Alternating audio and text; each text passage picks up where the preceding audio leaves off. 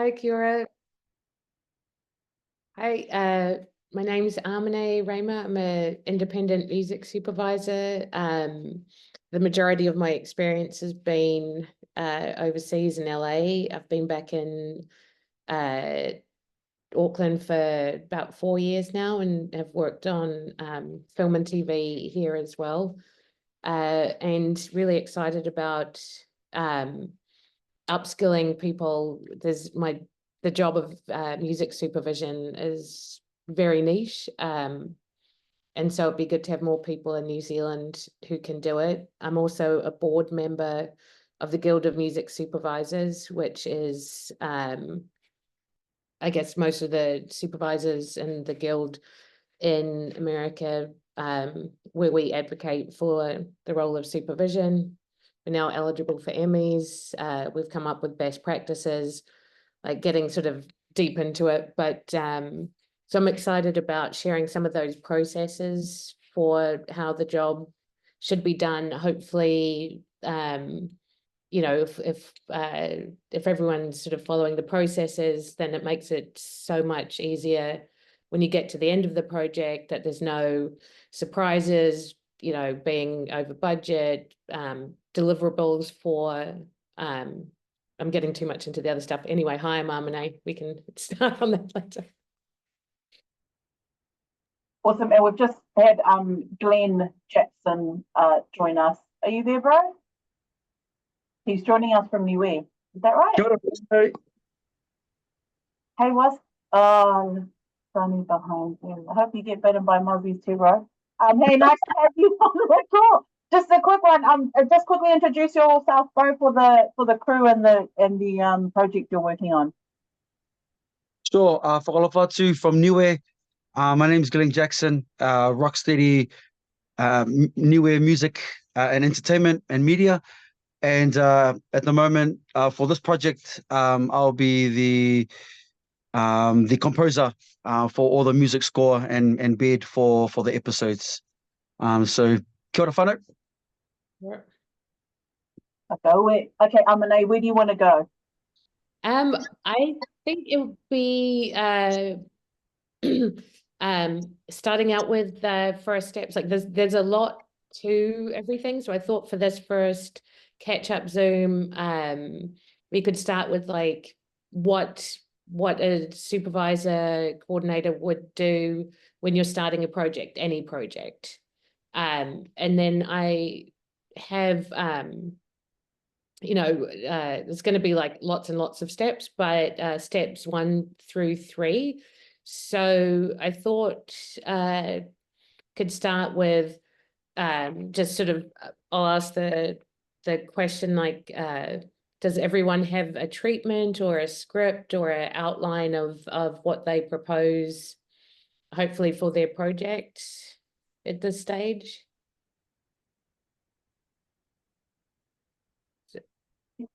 Thumbs up if you do have like an outline, treatment, script. Okay, so not everyone, but this is still what you would do as soon as you get your script or outline. So I think that's the word. I'll share that now. Yeah. One moment, caller. Okay. Can everybody see that? The Word doc? Yep. Cool. And it's like maybe if we put it in the chat, then people can grab it if they want to, like, take it later. So basically if you have your script, breakdown, treatment, and first thing for the productions also, figuring out what your budget's going to be. This is a really great exercise for everyone on the music side. If you're reading the script, think about where music would go, if that would be a song or you think that's going to be score. And if you think it's going to be a song, you don't have to know what song it is, but just you make a note of it. And I put a little example of what that would look like based on the script. And even if it's you know, a documentary that doesn't have the script, basically your shooting plan can indicate like where you think there's going to be music. So that's the that's the first step one for anyone working on in the music department for a project, is like getting the outline, getting the script, and going through it, whether it's the shooting script or just even the treatment, and the mental exercise of where would the songs be, where would the score be, and then putting that into another fun spreadsheet, which I think Can you might keep, show the script breakdown. This is Abba and Jeremiah. This is probably and David, good for you, because you know you will have a script, but for the documentaries it's still good. You can do this based on you know, what you think you're going to be shooting, who you're going to be shooting. The script breakdown example. is that it? Yeah, can you guys see the spreadsheet or not? No, I think the One moment. Yeah. I'll just have to bring that one up. Here it is. You can see it now? Wicked. Okay, so yeah, so as you can see, you know, scene, page, you know, makes sense for a script. If you're, you know, on a non-fiction documentary project, you can put in, you know, just the scene description, you know, what you think you'll be shooting, and then where it says, you know, type of use. So that's something that's going to, when we get further down the line, that you're going to, you know, need for your cue sheet, but that's also for you to sort of know what you're looking for. Whether, you know, that's someone who's singing on camera, if it's going to be in the background, if it's just an instrumental and no vocals, you know, and this is just for songs, not for score. You could put in that score as well. And then the next one is like where it's song title. That's if something is written in a script. But if there's nothing written in and you think, or again, for a documentary, that would be a good place for a song. You could put, you know, song like whatever song or traditional song. It's just so you can sort of map out what your music plan is going to look like. So you don't have to know the song at this stage. But if you do, that's great. You can put in the artist, you'll look up the record label, and also, you know, the shoot date, like if it is something on camera, you can put that in. Sorry for the frog in my throat. And then the other columns are like for, you know, so you don't have to do a whole other spreadsheet down the line, like where you can put in your estimated quote, which we'll talk about how you get that and who you call and that process later. But this is a really good starting place for you to keep track of ideas, or if someone on the production comes up with like, oh, what about this song? I'd like to use that. Then you have a record of everything that's coming in. And so then if we go back, so that's the script breakdown. So that's step one. And that can be done with treatment, storyboards, mental exercises. And so once you've gone through and done that, you know, we're at step two.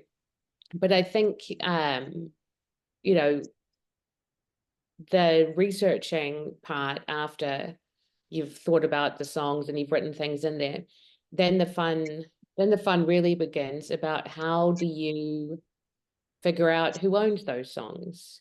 Where are you going to get those songs? Who's going to give you those? So I think I'll take a break and see if we've got any questions on all of that stuff. Anyone have a question? You want to unmute? I've got a question, Amine, just in case I do a career change. If I go back to here, oops, let me go back to the spreadsheet. Yeah. this is going to be a dumb question, but what does BVVVI type of use? So that is shorthand for background vocal, Okay. visual vocal, and you could put in instrumental, which would be BI, background instrumental. So that's just the shorthand, which you know, further when you're finished with everything, when you have to fill in the cue sheet, you'll need to know which, you know, what the type of song use is. And that's, you know, that's just at this stage, it's just for your own planning. Like if you see a VV, then you'll be like, oh, they're shooting that, because that means you're seeing it on camera. Visual vocals. Ah, that's interesting. And you have like woman is singing a song. If someone decides to sing a song, that's still you have to note that, don't you? Like, Yes. Oh God, yeah, yeah. So if someone you know, is singing a song, you as the music person, you need to let or the production know that they need to give you a heads up if that's even planned. Because God forbid they're singing a song that turns out that you can't get the rights for or is going to be way over budget, and that scene's the best scene ever, you're going to have to cut the scene. So if someone is planning to have anyone sing on camera, you're going to need to get the rights and clear that song before they sing. And we can get into that process later, like how you would go about that, depending on the type of music and where you're getting it from. And I'm just going to say, like, knowing someone in a band or you know, someone who says they own the song, that's great, it's a lead, but also there's like legal paperwork that that you're going to need to deliver. So you're going to need something signed, you know, and we can get into what that template looks like. Because even if it's going to just be aired in the islands, but you're going to want to put it up on YouTube or Coconut TV or something else, that's going to require that you have the music licenses and the terms for that. So for anything on camera, you want to have that cleared before you shoot it. Not after, not going, now we need to get the rights for the song that they're sung on camera. It has to be before. that's probably why you don't hear people singing Michael Jackson as much, eh? Oh, if ever. Yeah, it's like it's That's going to cost you how much you got funded. yeah. Cool. Are there any other questions? Anyone else? Yeah. Can I follow on that from what you're saying, Nicole? In my experience, is some of the people that I've approached to talk about rights and stuff don't even have the rights, but you know who sang the song or who made or composed the song. So you started looking for people, and sometimes they've passed away, and you're at a dead end. Is that just perhaps a cue to go on a different pathway, take a different song?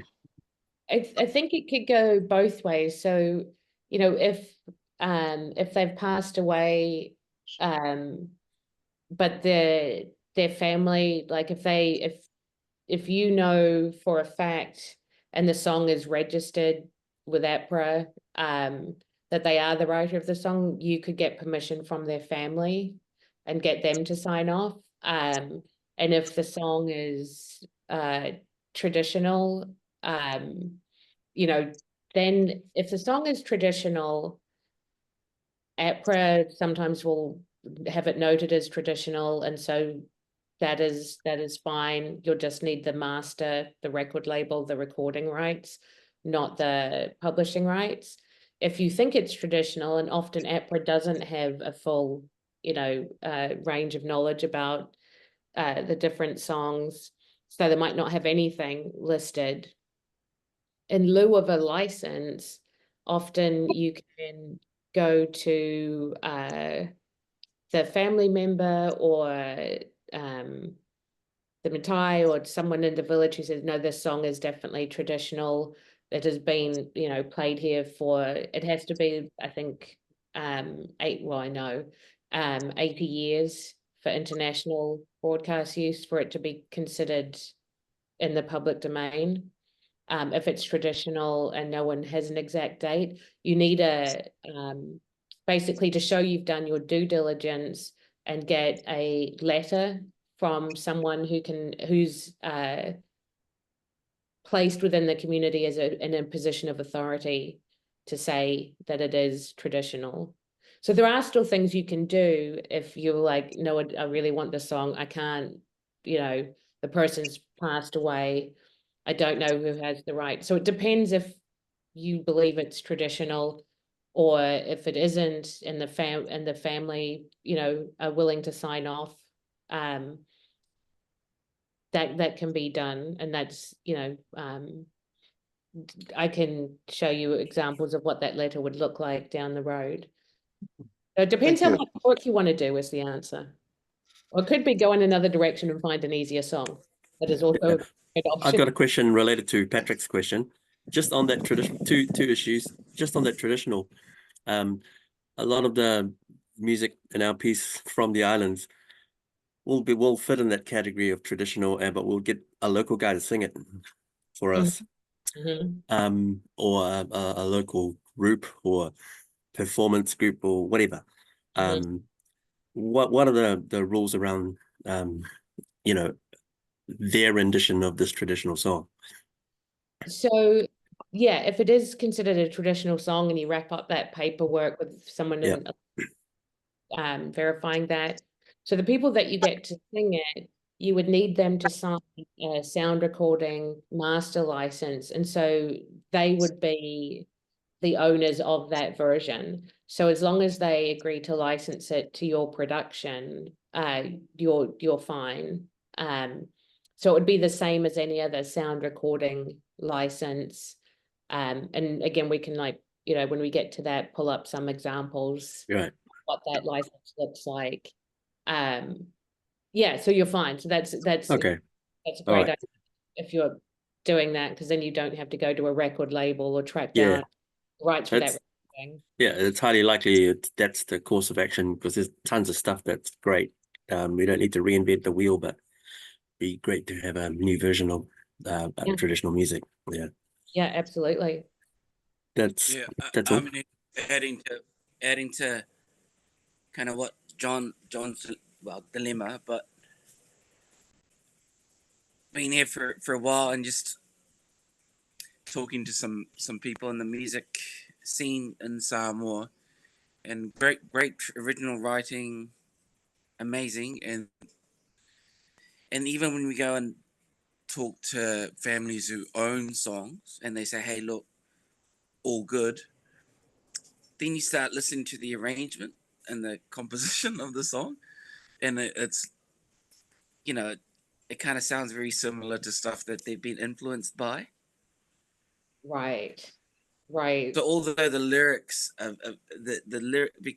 although the lyrics are original, but they're Samoan music, very influenced by early country music, and when you start listening to it and you start talking to the oldies, they go, oh no, I was with such and such when he was half drunk and wrote that song, and we were listening to this record, and you're like, oh, okay, but so you kind of feel like it's a lot of hard work. You might as well just start originally and try and figure it out that way. Although it's nice to go after these songs to kind of give it that authentic. I just think what we're finding is it's a lot of heavy work. Yeah, and Heavy lifting. and also you could be in danger of a breach of copyright for the underlying music from another band. So if someone goes, oh, like that riff there is clearly Steely Dan in between that, then you as the production are liable. Like I don't know if anyone would come and find that, but you want to stay within the lines, because the whole production could fall down if they have taken some music from another known song and incorporated it. Because if, first of all, you'd need to know that, and then you have to go and license that actual other song as a part of that song, and then establish the publishing splits, and the band would have to agree, and the band they're using. And you're down the track a year and a half now on this one song, because so it's I would highly recommend, like, doing your own take on that, those traditional songs, or if for a fact that it is 100% original, they haven't been influenced to the point that it's recognizable from other songs, then you could get them to sign off on a sound recording license for you. But yes, it is very unsafe if there is any part of any other known song as part of their version of a traditional song.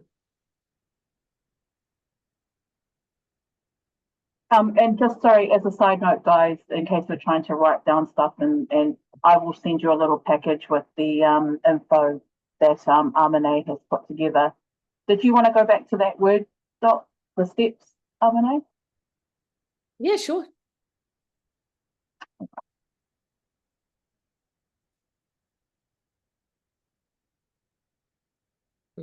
Okay. Yeah, so I think so that's thinking about everything, like your opening song, what's within it, your end title, all the places songs could be. So I think, and step 2 is then, sort of counting through how many you anticipate that might possibly be in there. You're going to have an idea of, okay, I've got X amount in the music budget. Let's just say for for an estimate, you're going to divide that by, okay, I've got 10 songs. Or you might go, okay, I think these 3 or 4 could be production music, because I know that I want a big end title song that's a known song. And further down the line we can talk about what the song prices could be or should be, if your recording cost, if you're getting them recorded, those traditional songs re-recorded, what's your estimate for that recording cost. So that's sort of for the producers and the music person to sort of go through and go, okay, how much have we budgeted, where are we going to sort of put the money. So this will give you an idea of where the songs are. And then in your first script breakdown, you can tell what kind of songs they're going to be, like, and what that scene is and how important it is to the scene. So step 2 is just going through and sort of estimating where the songs are and how much you think everything's going to be. And then producers, music people should then discuss. Yeah, so I think step 3 and 1, 2, and 3 all sort of do involve researching the songs and figuring it out. But I figured if I put it in step 1, then it's hopefully not step 1 and 2 and 3. It's hopefully not so overwhelming, because the step 1 and 2 is mental exercise, where you are putting it down, and then step 3 is when you get into researching all those, who has the copyright ownership, and how you would go about finding out those things, or finding the person in the village that is the musical authority that you can get an opinion letter that you will need for your deliverables if it's not shown in ANZPRMF to be traditional. And ANZPRMF's database is not super extensive for songs from the island, so there's probably going to be a lot of stuff that they don't have registered at all. And I put some how you could look up some of the songs, like, BMI and ASCAP are 2 US royalty collection agencies, but they have a huge database of songs that will tell you who the publisher is. APRA and Recorded Music in New Zealand can tell you who owns the sound recording of anything that's been recorded and registered in New Zealand. And APRA should be able to tell you who owns the publishing, so who the songwriter ownership is with. So those would be your first points of entry for researching a song. And then, you know, if they're not registered, then it's, you know, getting a musical opinion letter for the traditional ones. And I guess a quick question for everyone, like the production dates, like this, you know, I know we have a lot of lead time, but for those who are shooting sooner and there might be traditional songs and an example of an opinion letter, or anyone who's got production legal, their lawyer would do that. Like what I'll give you is not, I am not a lawyer, but as an example of what other productions have used as an opinion letter that has been accepted by distributors. But if anyone's getting close to, you know, shooting something or doing something and they want to, you know, jump down the steps that aren't listed here because something's coming up, you know, Nicole, I guess like we could gather that information for next time. Yeah. That was a lot again. I'll stop. Any questions?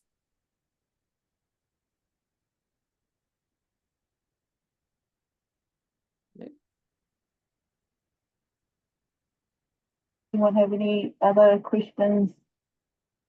Amane's trying to, you know, drip feed so you're not really overwhelmed with all that stuff. But I guess it's really good to have them broken down in steps, and, you know, even having that spreadsheet to note.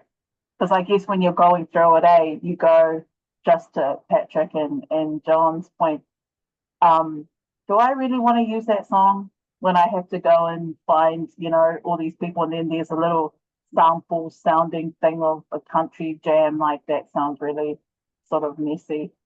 Or you could get a composer, and then that's a whole different kettle of fish, isn't it? Getting a composer, and, you know, do you charge a flat fee, or, you know, how does that work? Yeah, and also say this, it's a traditional song and a band has recorded it and they've done their unique arrangement of that traditional song. If you copy that, you are also then copying their arrangement of it, which means you would still need their permission. So if you're doing your own take on it, that's fine. So sometimes it is easier to use that original recording because the band, the musical group, is signing off on that sound recording, which is their arrangement of the traditional song. So it really depends which is going to be easier for you to do. If it sounds like it's, you know, got another song in it, then I'd say do your own. But if not, and it is 100% original and you like that version that they've recorded, you know, they're actually taking liability when they sign that sound recording agreement that it is 100% original to them. But you also don't, you know, no offense to musicians on the call, but a lot of artists don't know the legality of that. They're like, no, I did make it, I did create it, but it's like if you were influenced or used part of another song, that is not your original creation. You're incorporating someone else's work that is under copyright. So yeah. Just a quick question for me, who's a complete new. Who decides how much the traditional songs, like the quotes and stuff, who determines how much you get or how much you pay for the songs? So if it's considered traditional, the recording, like, you know, let's say the 5 stars, that would be the record label will give you a price based on the cost of the production, where it's going to be aired. But on the songwriting publishing side, there is no fee because it's traditional. So there is nothing paid to anyone for that. And so I know that doesn't sort of comport with how that could be done like, you know, in Maori culture and other island culture, you would find like the family and ask their permission that from the original writer. But in strictly legal terms, there is no, if something's in the public domain or considered traditional, there's no fee for the songwriting side. Oh, Yeah. that's so interesting. So it's only whether it's performed pretty much, or like a, wow. It's Yeah. a record label determines the, Yeah. So if, but to be considered traditional, it has to mean that it hasn't been registered or copywritten from, you know, the first one, or it was at least 80 years ago and it's out of copyright or is never registered. So something to be considered traditional could not be 20, 30 years old. It would have to be like, you know, we're talking, you know, I think around 1920, we heard this song first performed in churches on the island. And there's no record of, or even if there is a record, or we think it came from this village or this, it, you know, it's like, then it would be considered traditional. But yeah, if you're like, oh, it's always been sung by everyone for like the last 30 years, this version of the song, not traditional, because you can find who wrote it and, you know. So yeah, so a lot of music supervision is detective work. And oh, it's not all the fun it's cracked up to be with like, I found this great song, let's put it in. You're like, hold on, before you do that. Like, so can the record labels like just do they, is there like a price guide, or do they? no, it's really yeah, because they can decide what they think it should be. They also often will have to get approval from the band or the descendants from the artist that recorded it. You know, how popular the song is. So there's like a song, you know, that could be fine going, okay, this is a documentary, a low budget documentary. We, you know, this sounds like a really good project where, you know, to do the paperwork, which, you know, is going to take time from other people, we're going to charge, you know, $250, $500 because we believe in it. You know, I think that's the low end, Mhm. you know, and then up from there. Yeah.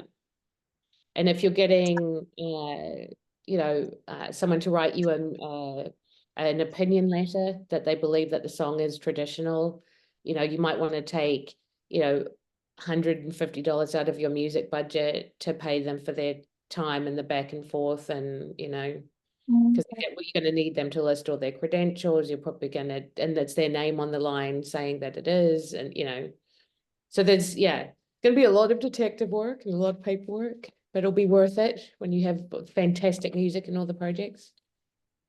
So, sorry, does anyone else want to ask a question? Yeah, I've got another question. Oh, yeah.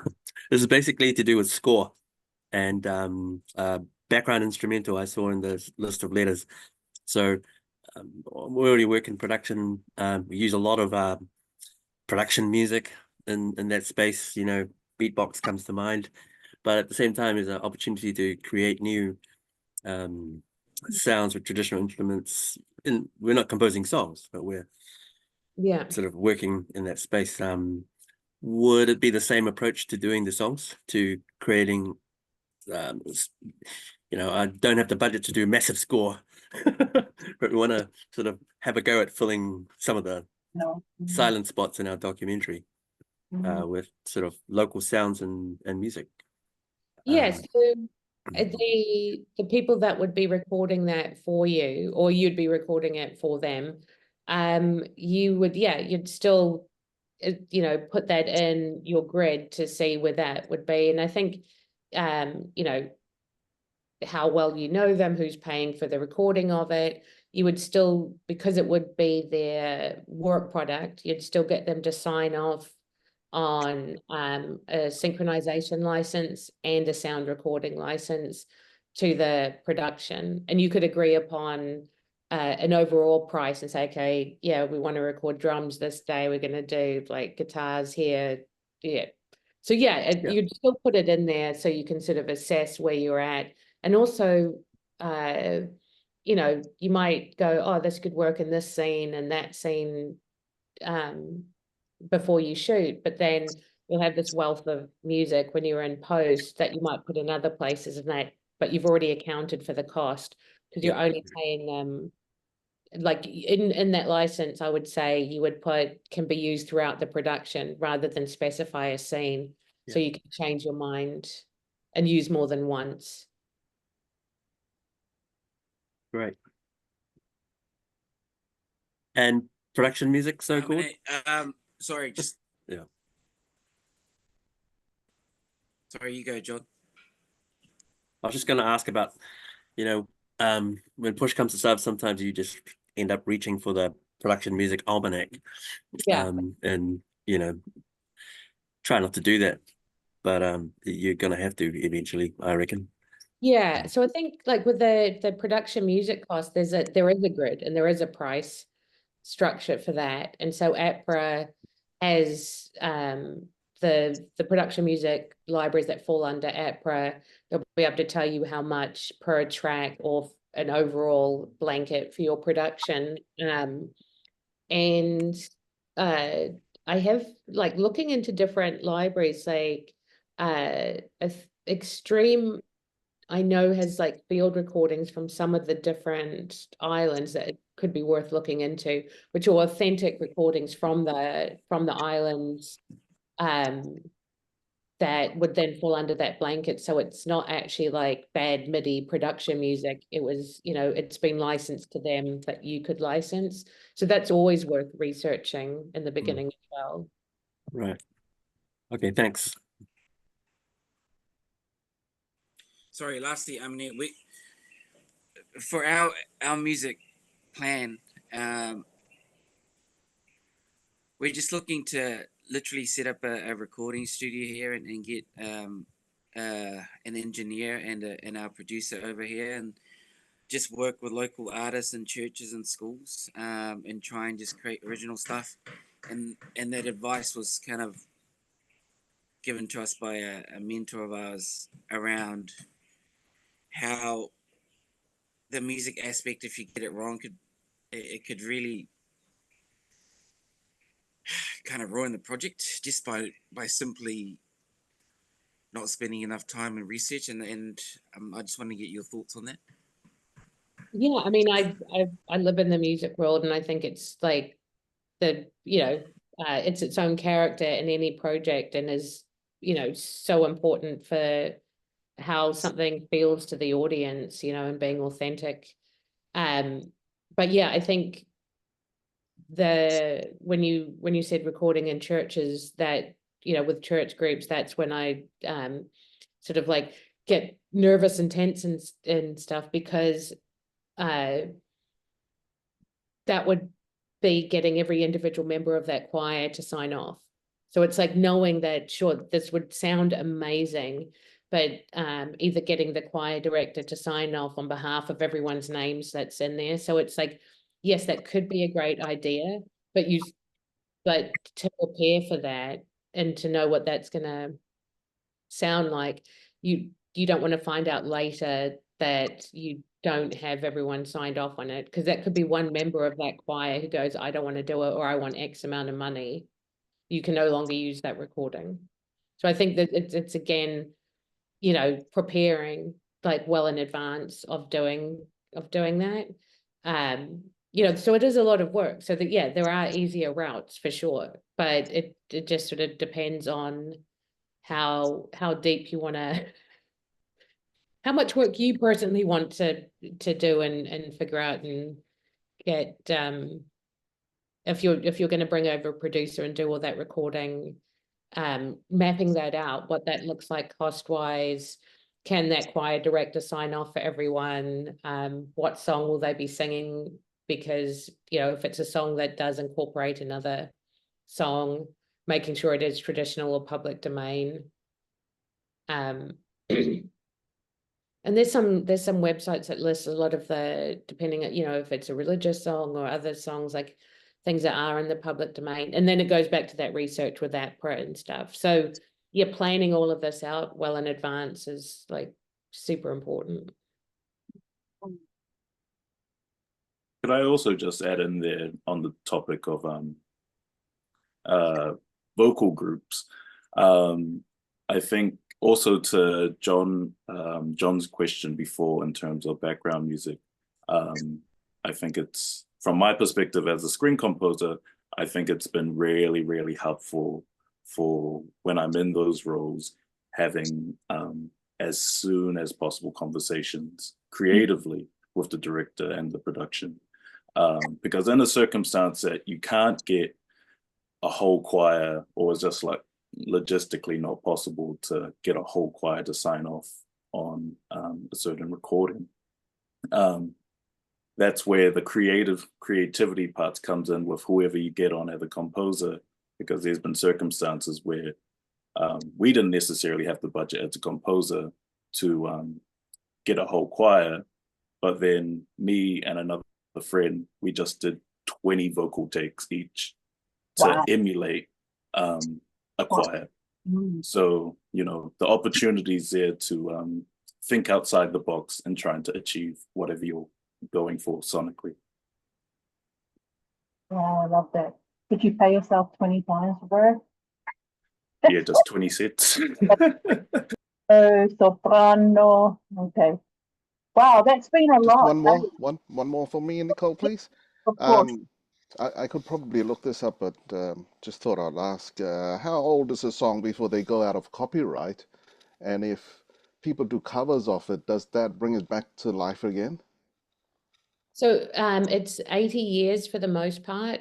And Mexico's 100, which just annoys everyone and is ridiculous. And also they can't license it out of Mexico. So a Swedish folk song is still in copyright in Mexico, but no one in Mexico owns the Swedish folk song. So like when you're, it's a whole thing. But for the most part, internationally, it's 80 years. It used to be 50 years in New Zealand, but when they signed the trade deal with Europe, part of that trade deal brought the copyright term up to 80 years in line with everyone else. So it's no longer 50 in New Zealand. So it's 80 or longer. I think, so it's, I mean, it's safe bet is just count back to 100. So, you know, 1924, 1925 is a safe bet because by the time you're production. So if it's before 1925, you're good. And if someone does their a unique version of it, they can copyright that version of it. So you need to stick to either the original sheet music, or your own, excuse me, or your own interpretation of that. So yeah. So if someone's recorded a version and you can say, oh, this is based on the first recording of it, which is super old, you're like, yep, that's fine. You can license that sound recording and you don't need to license like any part of the publishing or the, you know, their version of it. So it is, again, like doing the research into those things. But yeah, it's that just for safety's sake, let's say 100. Yeah. And for traditional songs, since they were never in copyright, so the difference between public domain and traditional. So public domain means it was registered at one point and is no longer under copyright. Traditional would mean that it was never copywritten. So no one ever registered it. But there could be, you know, you could find the family that owned it, and it would have to be long enough that it would be considered traditional. So it's kind of like, you know, I've been doing, sorry, language. I've been doing this, you know, 20 years and it is still, you know, you're like, oh, wow, okay. Let's, you know, every time it feels like you're starting new with traditional versus. Would that include a church hymn circa 1900? Yeah, you're fine. In our language? You're fine. Right. Because if you know that it was sung that way circa 1900 and you're using a version that sounds like the one that's been done, And there's you know, a couple public domain religious websites where you can look up the song, and I can share that info. But yeah, if it's circa 1900 and you're like, yeah, it's been sung this way in the islands for at least like the last 60, 70 years, you're probably fine. Right. Yeah. Awesome stuff. Okay, so we're at 2:02 now, so we're gonna leave it there. If you guys have any questions, more questions and stuff, just fire them off to me, because if everyone's asking the same question, it's probably best that the next time we check in 3 or 4 weeks, we can go over those questions. Or if you need something now, just, you know, an answer now because you're working on it now, then just, yeah, fire it off to me, and I can have a chat to Amane and we can give you that info. I'll send you those docs so you have somewhere to start if you haven't already, because they're really good templates just to give you an idea. But yeah, thank you so much for being on this call, Amane. Amazing. Is there anything else you want to add before everybody breaks? Yeah, I think the next time we check in, I'm going to ask if everyone's like filled in their breakdown with something, anything. Okay, so Even if you do it and then go, nah, they're not going to sing that Prince song. yeah. They're not humming that Eminem song that's going to get done by Eminem. I do have a quick question before we go, Amane. Is Happy Birthday copyright? Not anymore. So Oh. yep, all good. You can use that all day long. Oh, Just quick one, Nick. National anthems. Uh, yeah, for I would say, depending on the country, you know, for the most part, they're all in the public domain. But say you wrote a new national anthem for your country that just parted ways with its colonizer, that may not be. So yeah. Thank So you. Awesome. All right, everybody, go well, and we will check in. I'll send you some dates for the next check-in. Don't forget to do your homework. I have recorded this, so I'll send you guys a copy that you can share with the other peeps. But again, whakawelahi, look after yourselves. Amane, always awesome to have you on there. Everybody else, take care. Take care. Thank you. Thank you. Bye. Bye, everybody. Bye-bye. Bye.